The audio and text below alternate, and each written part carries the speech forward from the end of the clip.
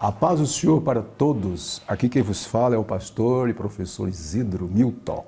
Estamos falando diretamente da sede da ADEB, Assembleia de Deus de Brasília, situada na área especial 8, setor de Sul, Taguatinga, Distrito Federal.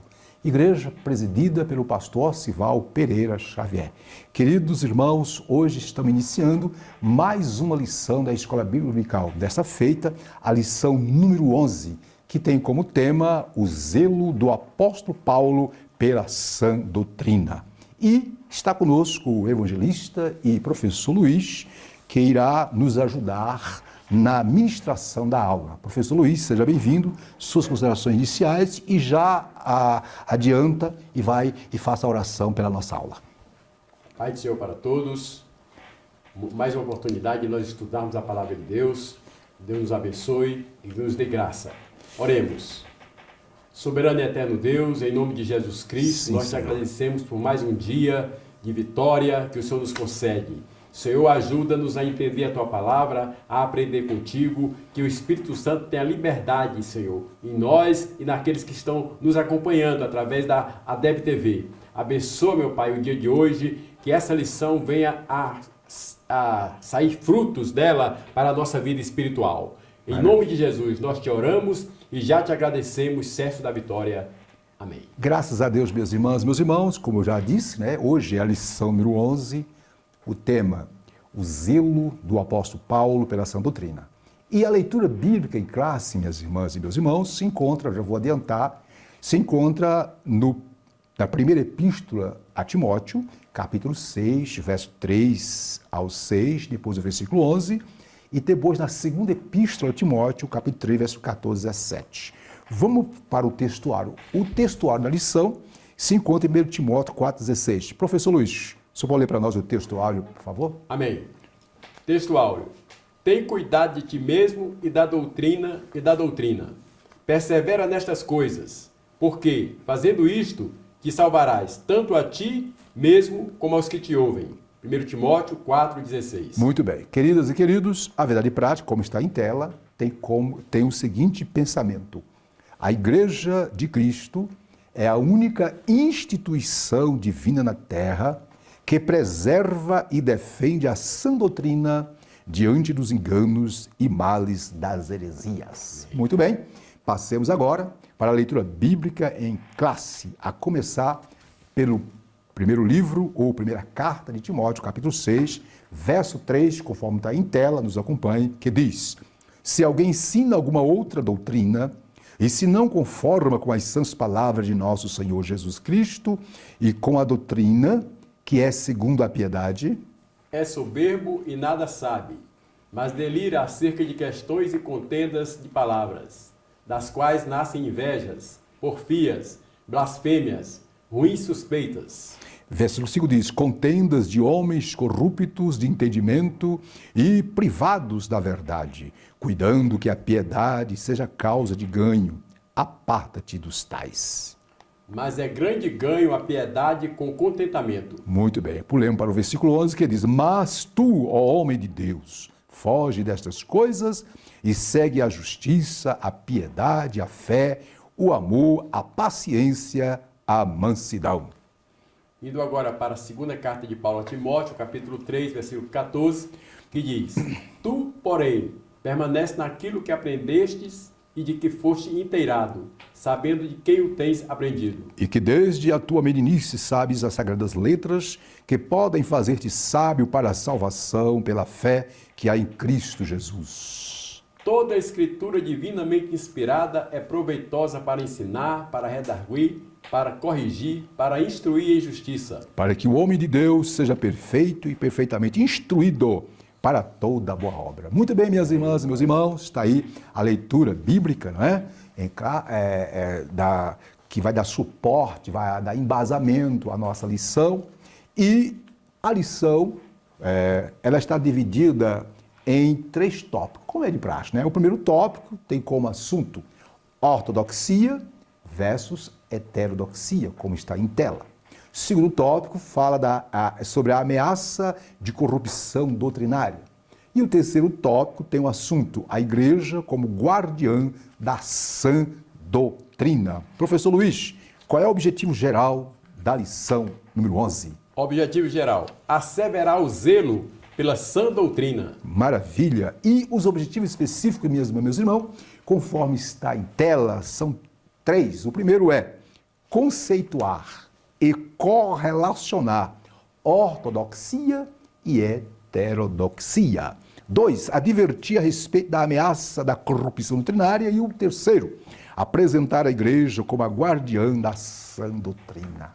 Muito bem, meus irmãos, vamos agora para a exposição propriamente dita da nossa lição. Lição essa, diga de passagem, está excelente, pois vai nos trazer inúmeros informes sobre a palavra de Deus. Detalhe, no dia 12 de dezembro, portanto, no segundo domingo deste mês, estamos comemorando o Dia da Bíblia. E hoje veio a calhar exatamente o tema que vai falar exatamente da palavra de Deus, aonde extraímos a sã doutrina, né, professor? Amém. Professor, o senhor pode ler para nós a introdução da nossa lição, por favor? Pois não.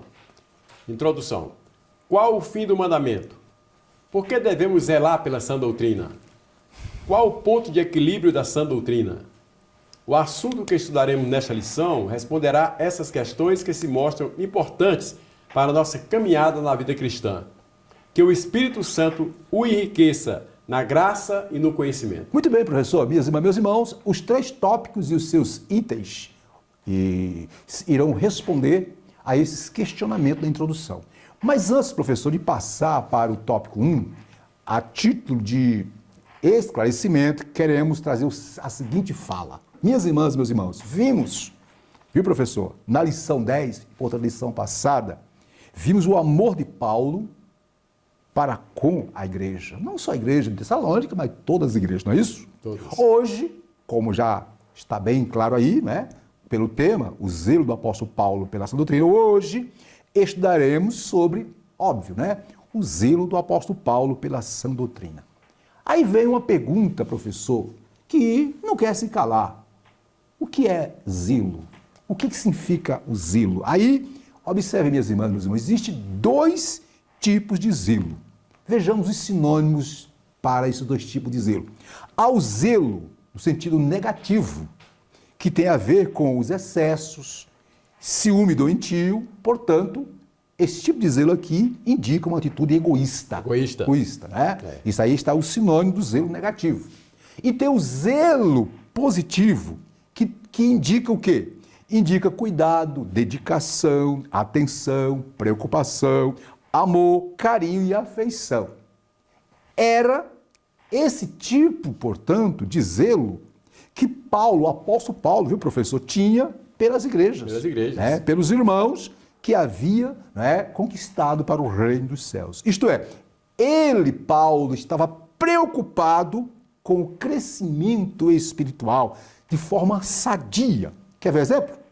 Viu, meus irmãos? Lá em meus irmãos, no 2 Coríntios capítulo 2, verso 1 e 2, Paulo diz, abre aspas, estou zeloso de vós, com zelo de Deus.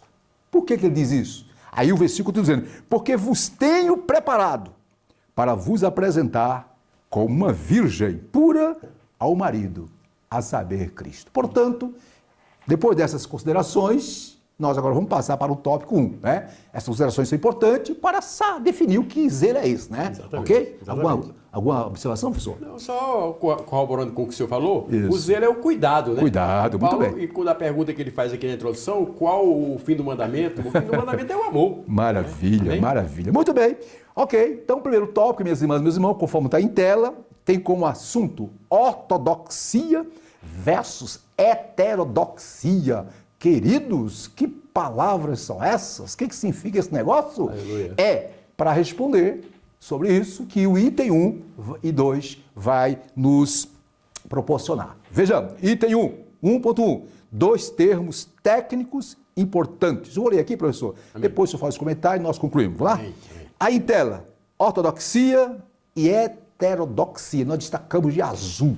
Né? São 2 termos técnicos necessários a teologia, observe, para compreender a distinção, isto é, a diferença entre ensino correto e desvio quanto à doutrina bíblica. Aí nós destacamos de vermelho mesmo. Observa aí como está de vermelho no tela. Esses termos, detalhe, nos ajudam a compreender a preocupação, aí eu vou colocar aqui uma palavrinha, o zelo de Paulo, ou do apóstolo Paulo, com a invasão de heresias nas igrejas locais. Professor, suas observações sobre esse ponto.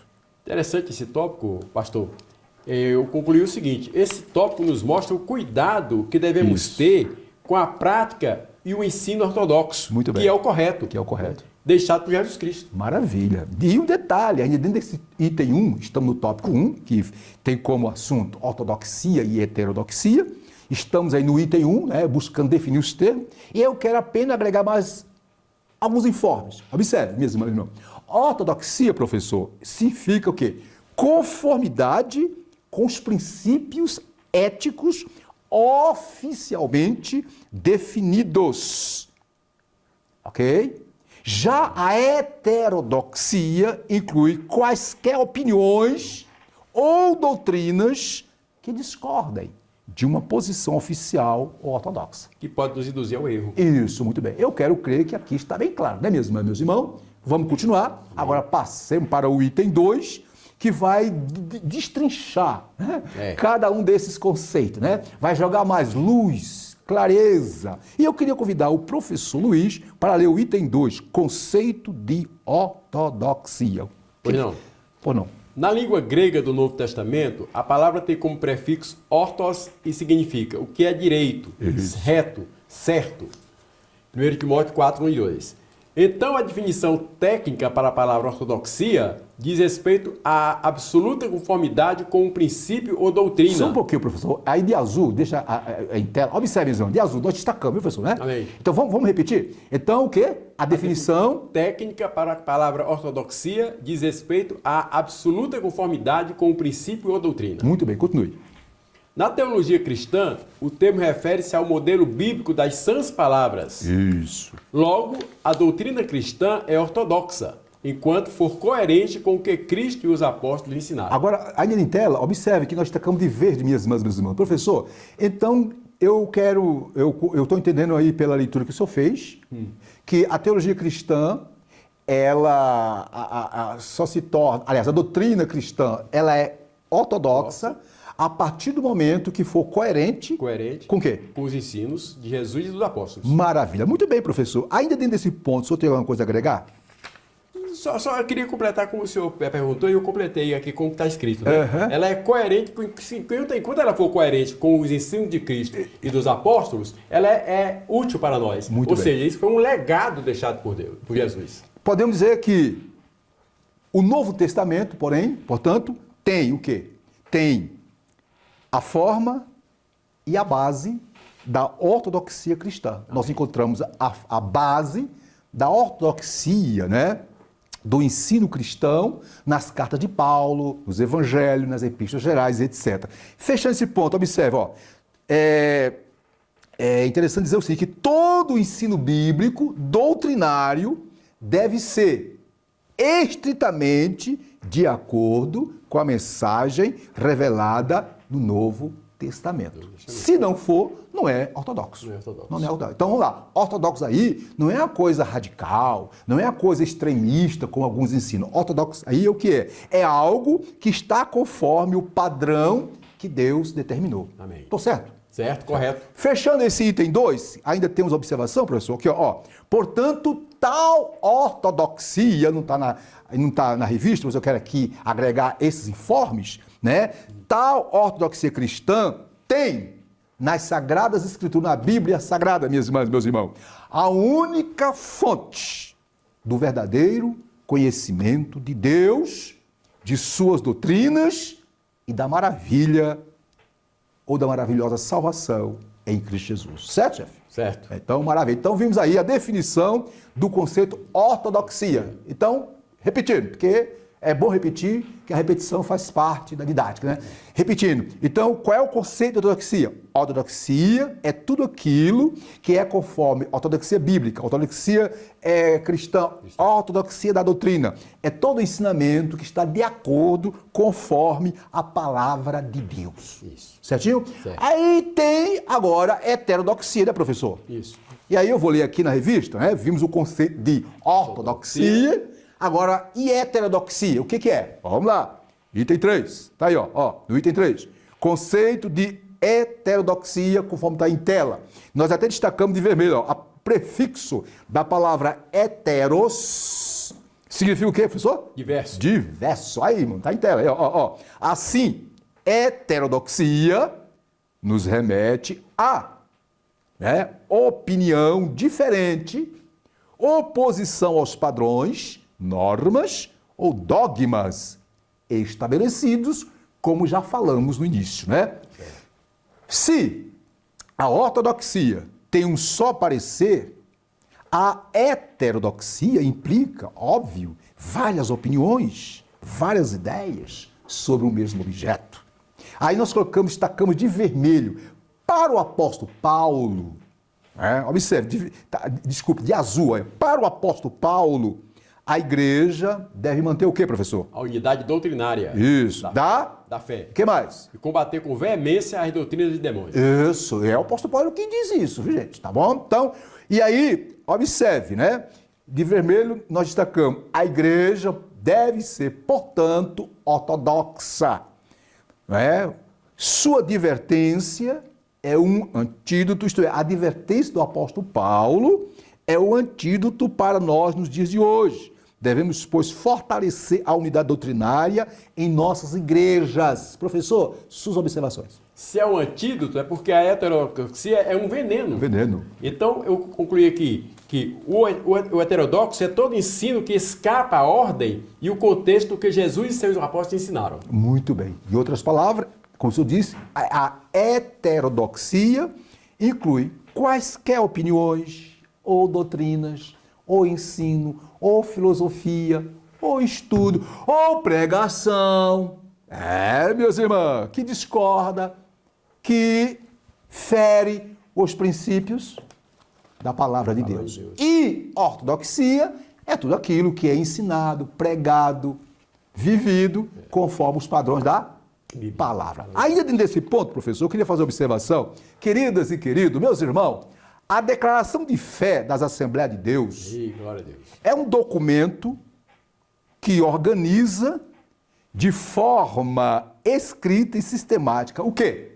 As crenças e prática das Assembleias de Deus no Brasil. Aqui está em minhas mãos, né? Uma cópia, tá ok? E ela, a nossa declaração de fé, escute, serve como proteção contra as falsas doutrinas e contribui para a unidade do pensamento teológico da Assembleia de Deus no Brasil. Portanto, aqui está a nossa ortodoxia, né, teológica, ou aqui está o nosso arcabouço teológico, embasado dentro dos princípios da palavra de Deus. Aqui está a nossa ortodoxia bíblica, cristã, teológica. Amém, pastor? Amém. Amém, maravilha. Amém. Podemos fechar esse ponto? Podemos. Podemos fechar? Então vimos aí, minhas irmãs, meus irmãos, tópico 1, vimos aí ortodoxia versus heterodoxia. Duas palavras impactantes, né? Por quê? Uma é ao extremo da outra, né? Uma tem a ver com padrão, uma tem a ver com o que é certo, com o que é correto, com o que é determinado, com o que é definido corretamente. E a outra tem a ver com visões diferentes, ideias, conceitos diferentes, né, professor? Um é homogêneo, outro é heterogêneo. Gostei. Passemos agora, minhas irmãs, meus irmãos, para o segundo tópico. A lição de hoje está maravilha. Como Glória eu disse no início, portanto, no dia 12, no domingo, né, se comemora o dia da Bíblia e a lição veio a calhar, né? O assunto é sobre a Bíblia. Amém. O que é a Bíblia, pastor? A Bíblia é a palavra de Deus, é o manual de Deus para o ser humano. Tudo que Deus quis dizer para nós está na Bíblia. Oh, louvado seja o nome do Senhor. Tópico 2, a ameaça de corrupção doutrinária. Esse é o tema do tópico 2. E o item 1 tem como assunto a advertência do apóstolo Paulo. Professor, deixa eu Paulo ler para nós esse item 1 do tópico 2. Muito bem. Em 1 Timóteo, Paulo adverte acerca de alguns que não ensinem outra doutrina. Isso. Aqui a palavra para outra é heteros, diverso.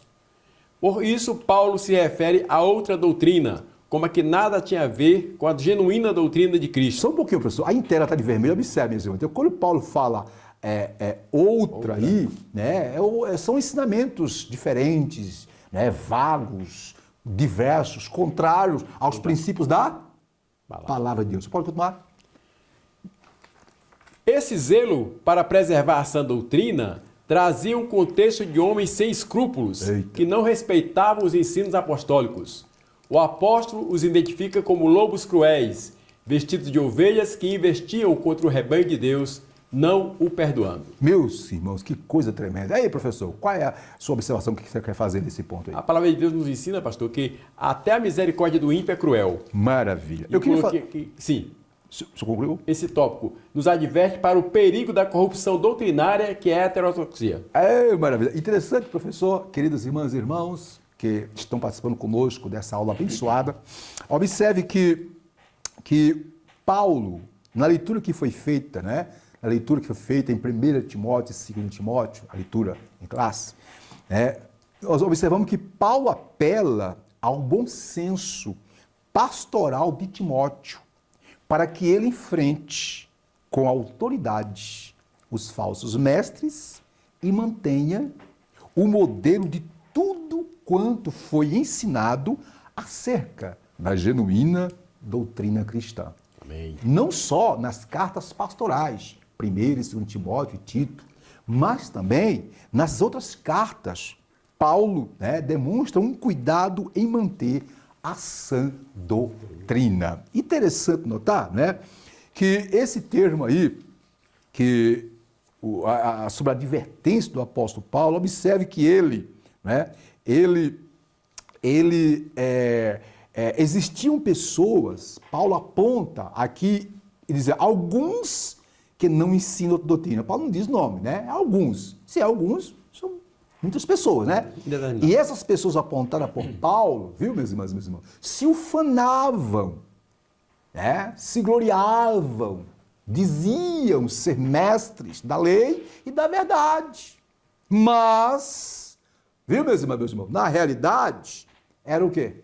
Ensinadores de novidades destruidoras. Lobos cruéis. Aqui para nós, vivemos dias difíceis, dias que os púlpitos, as igrejas, nós, Assembleia de Deus, nós aqui da DEB temos buscado ter esse cuidado, em selecionar as pessoas, ver qual é o princípio, qual é a ortodoxia, qual é a proposta teológica, se ele defende a proposta teológica da Assembleia de Deus no Brasil.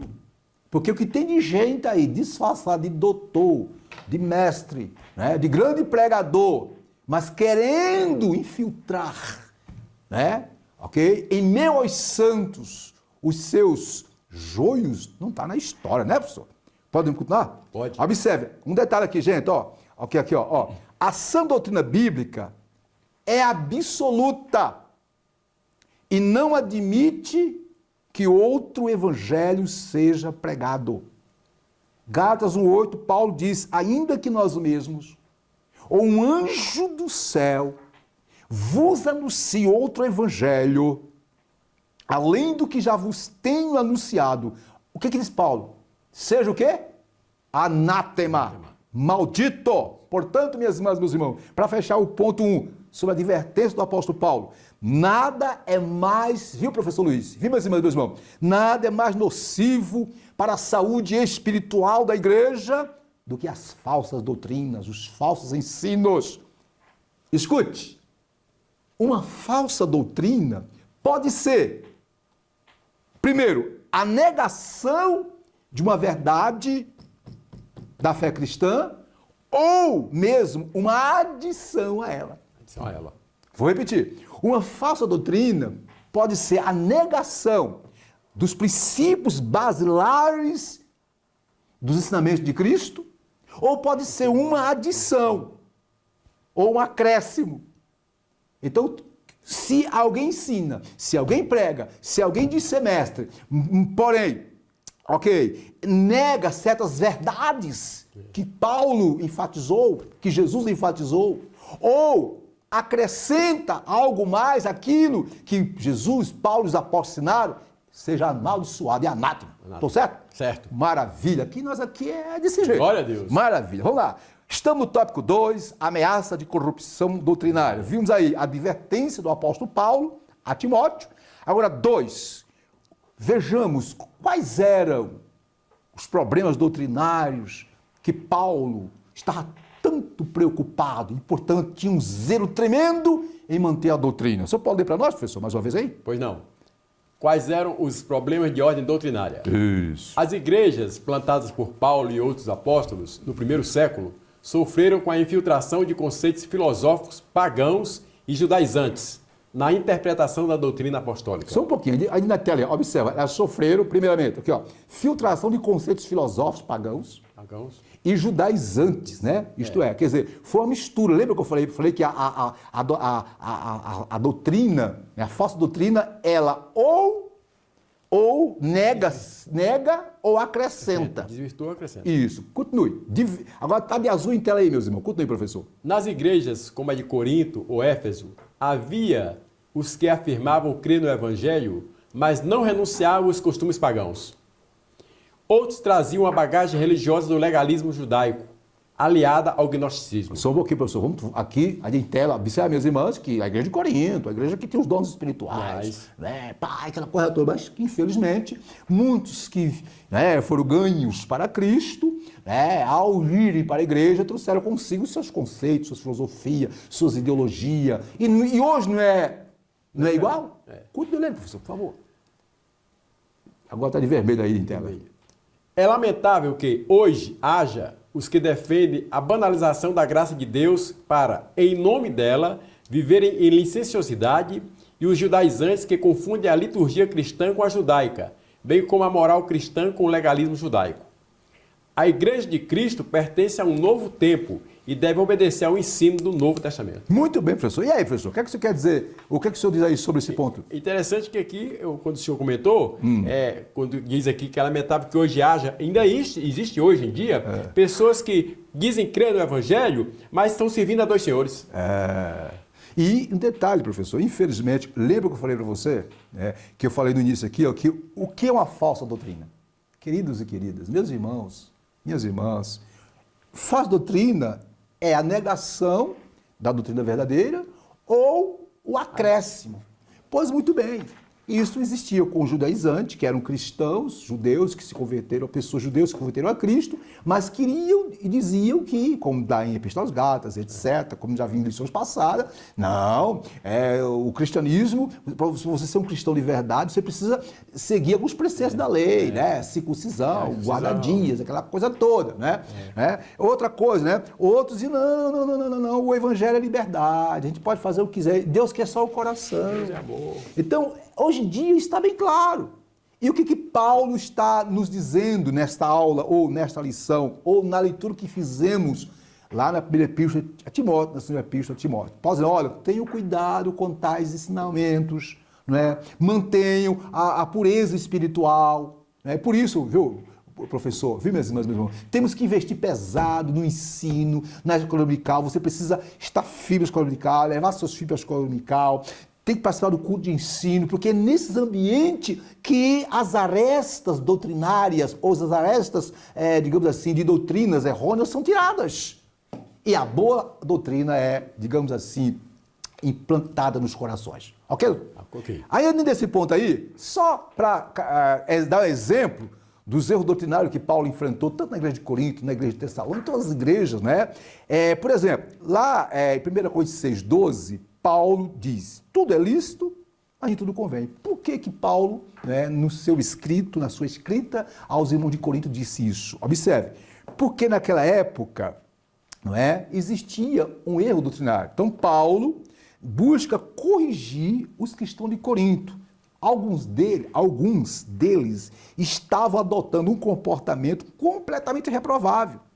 eles estavam se entregando à imoralidade e aos pecados sociais e tentando se justificar com base no entendimento errado da liberdade cristã.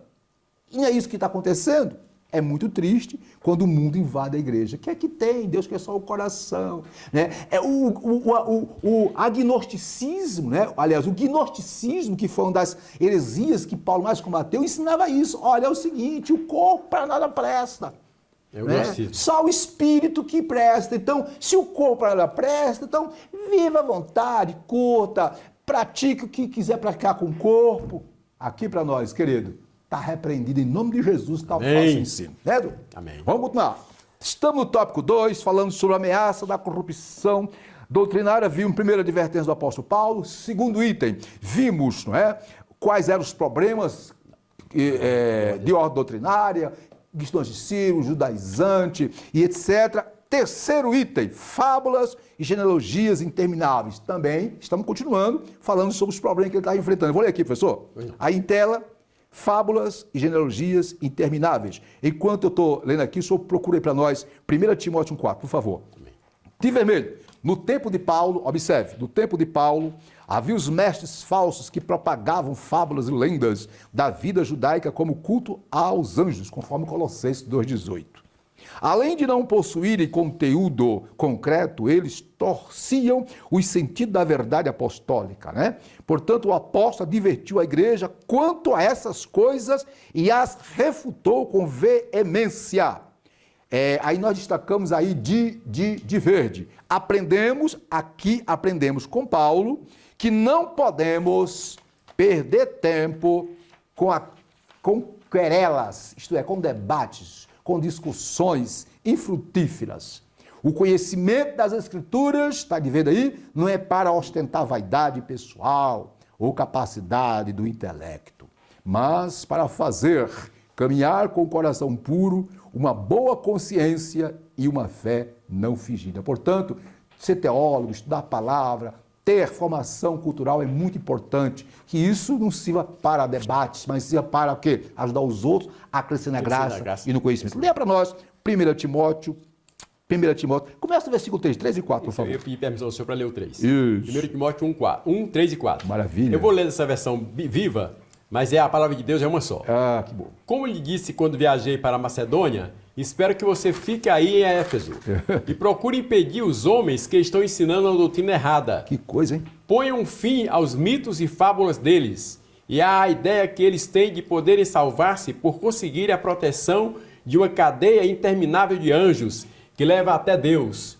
Ideias extravagantes que provocam questões e discussões ao invés de ajudarem o povo a aceitar o plano de Deus que é pela fé. Maravilha. Minhas irmãs e meus irmãos, a mensagem do Evangelho é simples. A palavra de Deus é simples. Precisa de rodeios, de pirotecnia, de invenção. Não. Querido obreiro, querido irmão, pregue a simplicidade do Evangelho e na unção do Espírito Santo a bênção é completa. Não é, chefe? Amém, glória a Deus. Sua observação. Concordo. Inclusive, pastor, eu cheguei a testemunhar 2 jovens, e creio que sejam da Assembleia, a falarem um para o outro que a palavra de Deus ela é simples na profundidade e profunda na simplicidade. Maravilha. É isso aí, gostei da sua observação. Ainda dentro desse ponto, no item 3, sobre as fábulas e analogia, rapidinho, observe. O que eram as fábulas? As fábulas, meus irmãos, eram lendas construídas em volta das narrativas do Antigo Testamento. Elas aparecem descritas por Paulo em Tito 1,14 como fábulas judaicas. Em 1 Timóteo 4,7, onde Paulo chega até a ironizar a superstição judaica, chamando tais crenças de fábulas profanas e de velhas. Portanto, as fábulas, ou essas lendas, eram uma das artimanhas, né? Diga de passagem, muito bem sucedidas pelo adversário das almas, né? Que tem buscado misturar, né? Fábulas ou mitos com a verdade do Evangelho. Ok? Em outras palavras, aquilo que não está na Bíblia, que vem da cabeça dos seres humanos, vamos ter cuidado. Continuando aqui rapidinho, observe, Paulo refutou também, né, as ideias equivocadas de Deus sobre a genealogia, né? Paulo declarou que a graça de Deus não faz acepção de pessoas, de raça, cor, etnia, sexo, nem cultura. Paulo diz, diante de Deus não há judeu, nem grego, não há servo, nem livre, não há macho, nem fêmea, porque todos vós sois um em Cristo, todos são iguais, Deus trata tão igual. Então, paremos com isso, né? Porque se fizer isso, vai ser salvo, se não fizer isso, não vai ser salvo. Não, a salvação é para tudo e é de graça. Democracia espiritual. Meu querido irmão, você pode fazer a síntese do tópico 2, por favor? 2. Pois não, pastor. Paulo sempre administrou a igreja quanto às ameaças de corrupção doutrinária. Isso. Sempre. Ok, então Paulo Alertou. é um exemplo para nós. Querido obreiro, querida irmã, você, professor de escola dominical, você que prega e ensina. Ei, Deus quer te usar, meu querido, minha querida, como instrumento de bênção para edificar, consolar, confortar, para nortear os caminhos dos irmãos no andar correto. Nós somos instrumento de Deus para ministrar a palavra. Nem a mais, nem a menos, mas de conforme ela é. Amém? Amém. Vamos agora para o tópico 3, para começar a terminar, que tem como... Qual é o assunto do tópico 3, professor? A igreja como guardiã da sã doutrina. Eita, a igreja guardiã da sã doutrina. Item 1. A igreja é coluna e firmeza da verdade. O senhor pode ler para nós, por favor? Pois não. Em Timóteo, o apóstolo declarou que a igreja sustenta a verdade. Por conseguinte, diante das falsas crenças, a igreja é coluna e firmeza da sã doutrina. Isso. Ela é a demonstração viva e santa da verdade revelada nas Escrituras.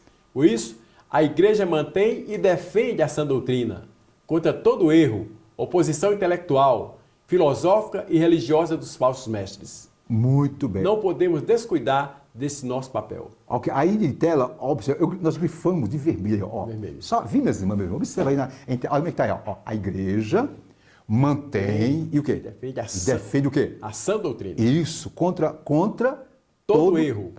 Não só contra todo erro, mas contra a oposição. Oposição intelectual. Que mais? Filosófica e religiosa dos falsos mestres. Então, por isso, a igreja, não é o instrumento, não é, que Deus levantou para mostrar para este mundo as verdades celestiais. Muito bem, você tem, ainda dentro desse ponto, o senhor tem alguma observação? Só afirmando, lembrando, né, Sim. que a igreja somos nós. Muitas vezes Isso. pensa em igreja no prédio. Não, o prédio é uma construção. A igreja somos nós. Muito bem. Interessante notar, eu quero fazer uma observação aqui, porque é importante esse ponto, né, sobre a igreja como guardiã da sã doutrina e ela ser a coluna e firmeza da verdade. Observe, irmãos, a igreja, aqui é observação, por favor, me ouça, entenda o que eu quero dizer.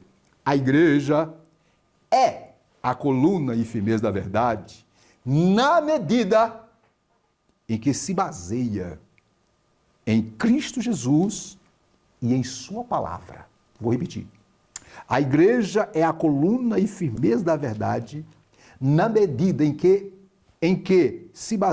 baseia os seus ensinos, a sua pregação, o seu viver em Cristo e em sua palavra. Pois ele é o fundamento da igreja. Primeira carta aos Coríntios 3,11, Paulo diz: ninguém pode lançar outro fundamento além do que foi posto, que é Jesus Cristo. Então observe, como coluna, a igreja sustenta o teto. Como a coluna sustenta o teto e como o fundamento sustenta toda a estrutura da casa, assim a igreja sustenta a gloriosa verdade do evangelho no mundo. A igreja sustenta a verdade como? Primeiro, por ouvi-la e obedecer. Por ensiná-la corretamente. Por guardar a palavra no coração. Por defendê-la e por proclamá-la. Fechando, a igreja, minhas irmãs e meus irmãos, tem a missão de viver e representar essa verdade, mas também, enfatizando, de mantê-la e defendê-la de toda a oposição que ele ataca. Escute, Paulo escrevendo a Timóteo, na segunda epístola, no capítulo 4, verso 2. Você pode abrir para nós aqui, para ler aqui um pouquinho? Timóteo. Lê para nós. Paulo escrevendo a Timóteo, na segunda epístola, 4, 2. Paulo diz o quê? Aleluia. Olha só o que Paulo diz. Que pregues insistentemente a palavra de Deus em todos os momentos, sempre que tiver a oportunidade, a tempo e fora de tempo, quando for conveniente e quando não for. Corrija e repreenda o seu povo quando eles precisarem. Estimule-os a fazer o bem e esteja todo o tempo alimentando-os pacientemente com a palavra de Deus. Observe, minhas irmãs, meus irmãos, aí no texto, Paulo não diz a Timóteo, pregue sonhos, pregue visões, pregue revelações ou revelation, pregue sua própria experiência. Paulo não diz isso. Não, embora haja espaço para tudo isso, mas essas verdades, sonhos, visões, revelações, experiências, Paulo não mandou pregar.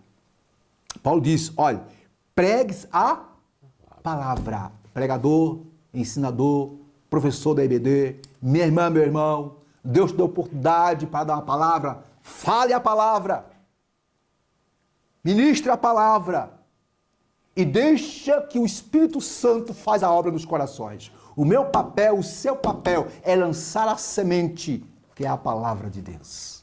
E ela, no poder do Espírito Santo, vai produzir o efeito. Amém? Observação, professor? Não, concordo. Podemos continuar? Podemos continuar. Muito bem. Estamos aí, como eu disse, domingo, segundo domingo do mês. Dia da Bíblia. Dia 12 é o dia da Bíblia. E a lição vem a calhar. Senhor, mostrando que a Bíblia é a palavra de Deus, infalível, perfeita e imutável. A Bíblia é o manual por excelência de Deus para a humanidade. Tudo que Deus quis dizer para mim, para você, para todos, Deus já disse, está na Bíblia. Não precisa de mais nada, é só ler, estudar e viver. Bula divina. Maravilha. Professor, qual é o segundo item do tópico? Estamos no tópico 3, né? 3. A igreja como guardiã da sua doutrina. Vimos que a igreja é o quê? É a coluna E firmeza da verdade. Agora, item 2. O objetivo. Por quê? Por que esse zelo pela sã doutrina? O objetivo do zelo pela sã doutrina. Lembra nós? Qual seria o objetivo de zelar pela sã doutrina? Isso. Preservar o amor de um coração puro e de uma fé não fingida. A finalidade da defesa da doutrina é o amor como prática sincera. Só um pouquinho, professor. Aí tá de azul, minha irmã. Quando nós colocamos assim, destacando de cores, é porque queremos que você pense conosco. Olha só. A finalidade da defesa da doutrina por parte da igreja é o quê? É a prática sincera da Isso, fé. a fé, né? É o amor. Primeiro o amor. Amor aqui não é amor eros, filho, história. É o amor ágape. Amor o amor que tudo sofre, tudo crê, tudo espera, inicia tudo pelo amor, suporta. depois que vem a Este amor que levou Deus a dar o que melhor que tinha e que levou Jesus a dar-se por nós. Este amor que deva ser a finalidade da pregação do ensino. Voltando aí para a tela, continuando, vamos lá? Na sequência... O falso ensino e os falsos mestres geram contenda, dissensões e gangrenas na comunhão. Aí de vermelho. Logo, não há cristianismo ortodoxo sem a prática do amor, de um coração puro e de uma fé não fingida. Eita maravilha. Professor, suas observações, por favor.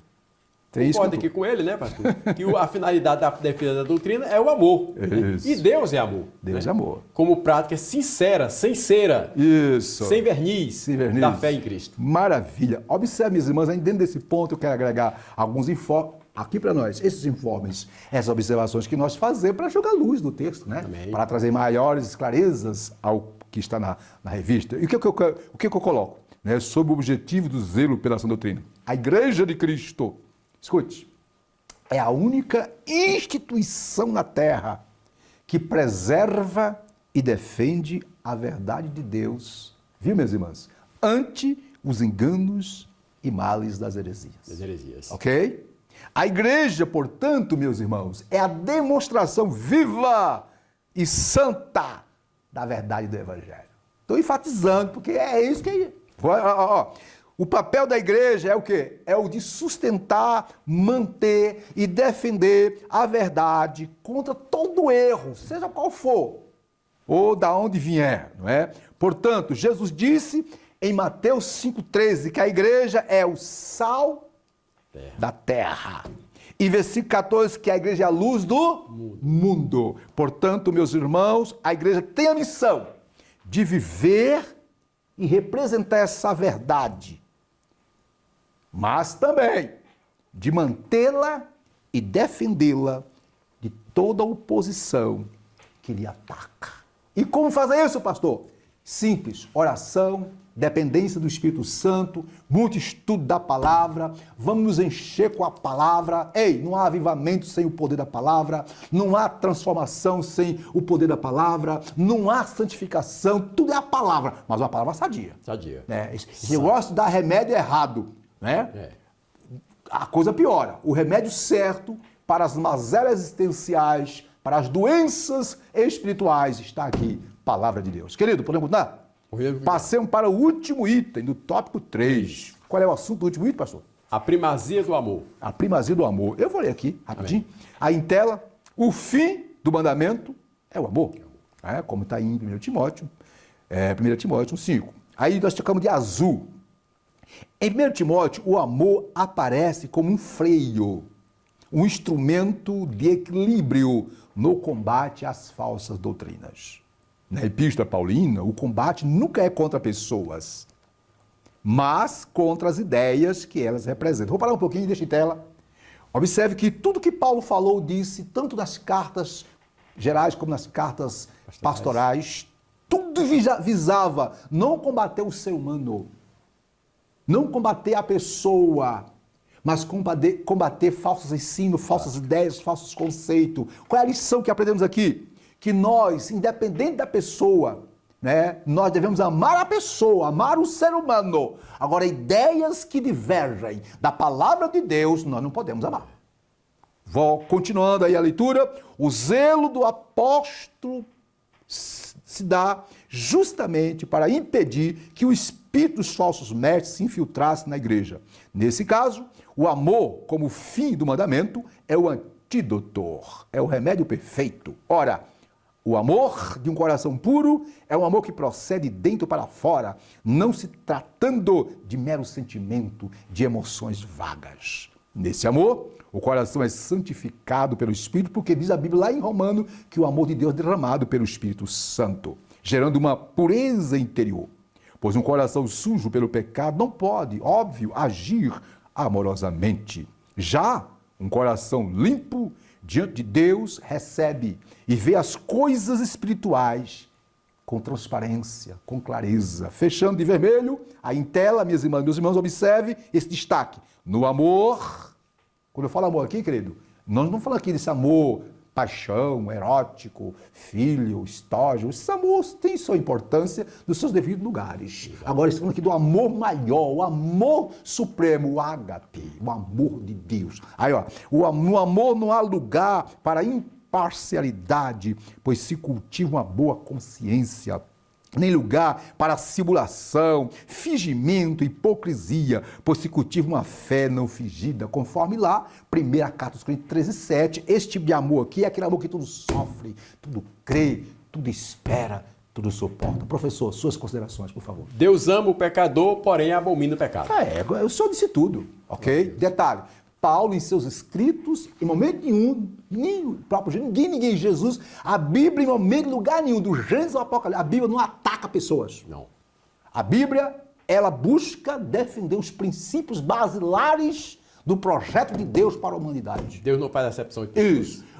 Quando alguém, por mais culto, sábio, doutor, intelectual que seja, se levanta com ideologias, filosofias, conceitos contrários aos princípios da palavra, Deus, através do seu instrumento, a igreja e seus ensinadores, pregadores e seus apologetas, Deus não vai combater, não é a pessoa, mas vai combater aquela ideia que, infelizmente, busca deturpar a mensagem por excelência do Evangelho. Fechando, eu quero trazer uma observação aqui sobre a primazia do amor.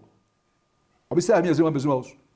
Em Gálatas 5:22, o amor é visto como uma graça ou virtude cristã produzida pelo Espírito Santo em nossos corações.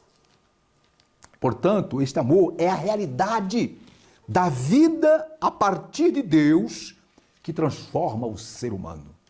Paulo diz a Timóteo que a responsabilidade que lhe está sendo passada não consiste apenas em promover, escute-me, a ortodoxia, uma boa doutrina. Isso é importante, ter uma boa doutrina, um bom ensinamento, um equilíbrio doutrinário, isso é importante. Mas, além disso, também promover o amor que procede de um coração puro, de uma boa consciência e de uma fé sincera.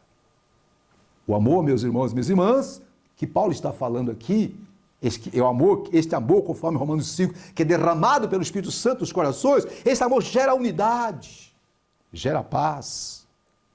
Mas as disputas provocam divisão. Onde há disputa, onde há debate, onde há guerra, onde há conflito, onde há essa preocupação que é melhor do que o outro, onde há esses debates acalorados, é porque o amor verdadeiro não está presente. Voltando para fechar o nosso ponto. A verdade, minhas irmãs e meus irmãos, precisa ser dita em amor.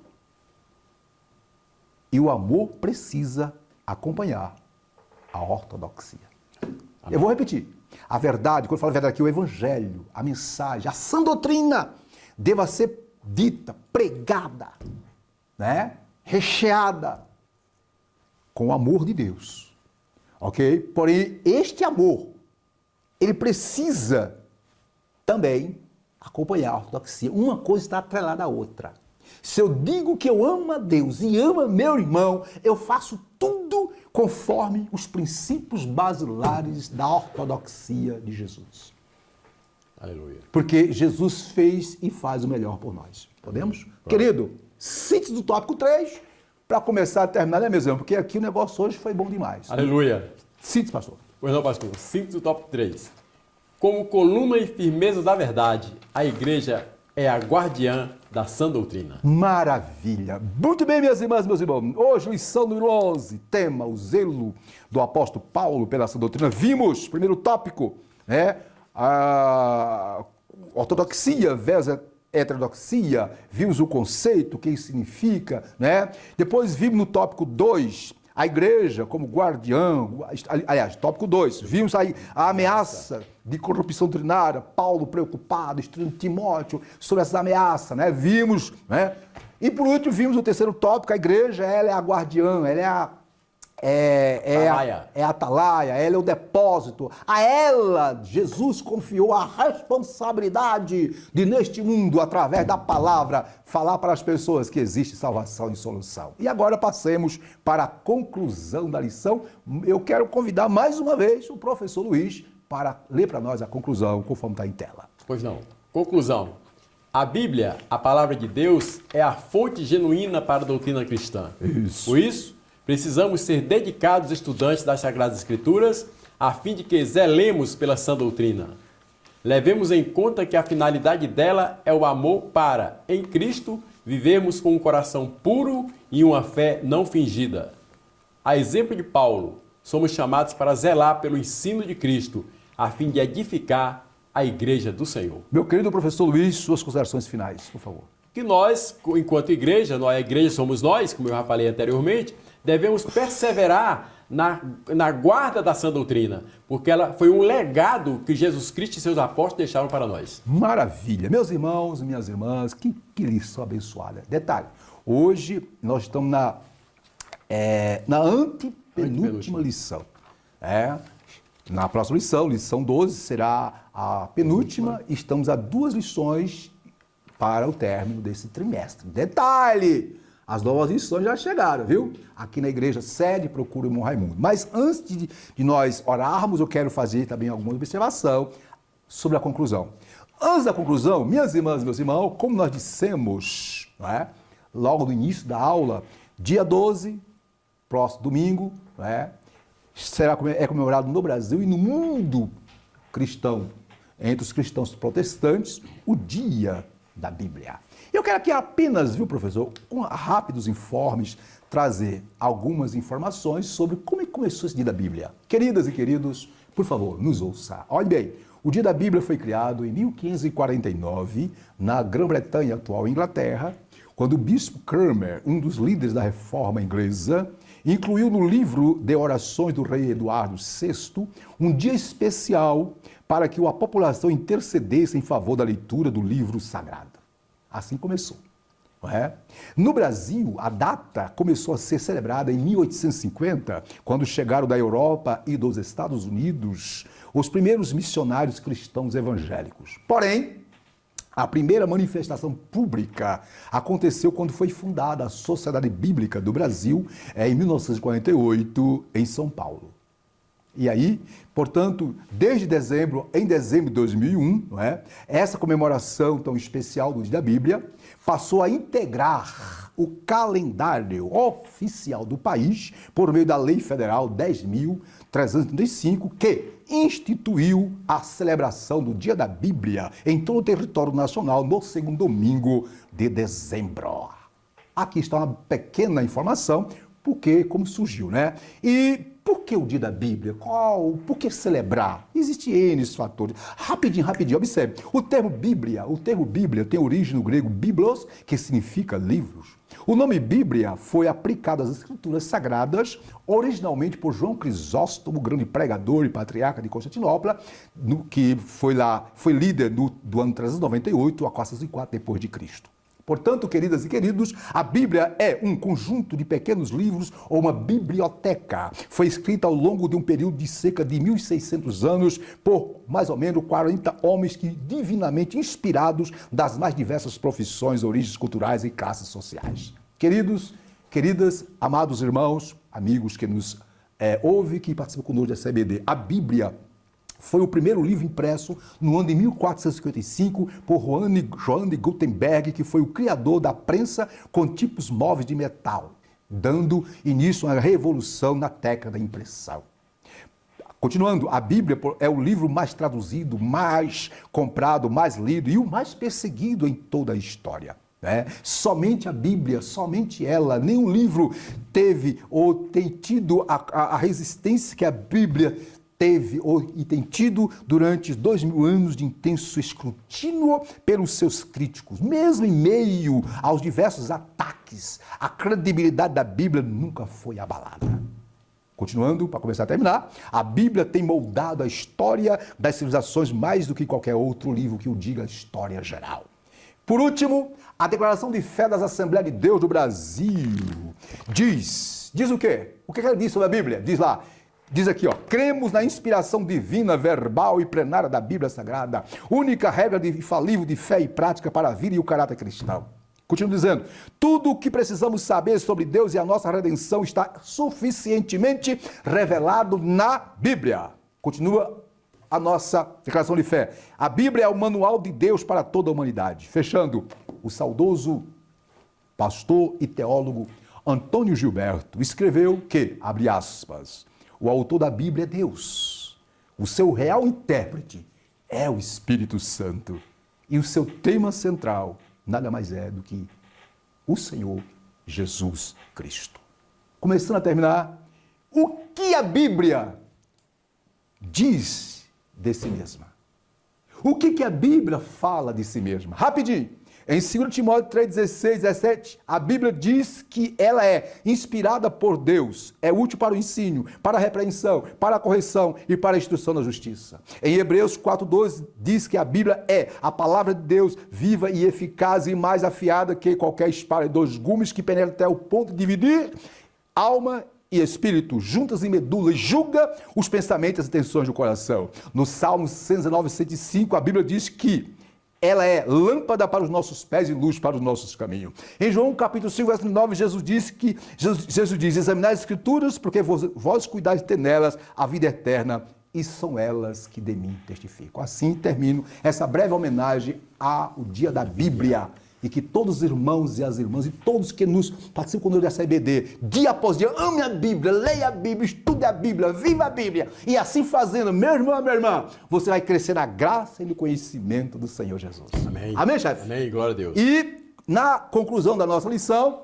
digo mais, rapidinho, a fonte genuína da doutrina cristã, já falamos, vou repetir, está nas Escrituras Sagradas. Elas não foram forjadas por mentes humanas, mas foram reveladas e inspiradas pelo Espírito Santo.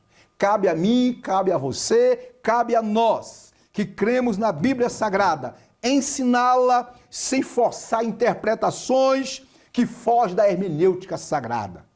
Atentemos para a recomendação do apóstolo Paulo a Timóteo. Abre aspas, disse Paulo a Timóteo, tem cuidado de ti mesmo e da doutrina. Persevera nestas coisas, diz Paulo a Timóteo. Fazendo isto, te salvarás, tanto a ti mesmo, como aos que te ouvem. 1 Timóteo 4,16. Muito bem, minhas irmãs, meus irmãos. Chegamos ao término de mais uma aula abençoada. Quero aqui agradecer a todos, por participar conosco, que essa lição, que esta aula edifique, console e conforte o coração de todos. Agora, vamos orar por todos os irmãos. Quero convidar aqui o nosso evangelista, professor Luiz, para orar por todos, Ore por todos, pedindo que a bênção de Deus, dia após dia, seja mais e mais sobre todos. Luiz, é com o senhor. Glória a Deus, encerrando mais essa lição, graças a Deus por ela, estejamos orando. Meu Deus e meu Pai, te agradecemos por mais um dia, meu Pai, de estudo da Tua Palavra. Abençoa todos aqueles que participaram, meu Pai, pela TV ADEB, que irão participar. Meu Deus, ajuda a compreender, a entender e a vivenciar a Tua Palavra. E que a cada dia venhamos a amar a Palavra de Deus e principalmente o Deus da Palavra. Nos abençoa, nos dá um dia de vitória. Em nome de Jesus nós te oramos e já te agradecemos, certos da vitória. Que a graça do Senhor Jesus Cristo, o amor de Deus, nosso Pai, a comunhão consoladora do Espírito Santo será com todos, hoje e sempre. Amém. Amém. ADEB, a promessa é para nós e nossos filhos. E a vitória é nossa. Pelo sangue de Jesus. Tenham todos um dia e um tempo de semana abençoada e até a próxima. Amém. Obrigado.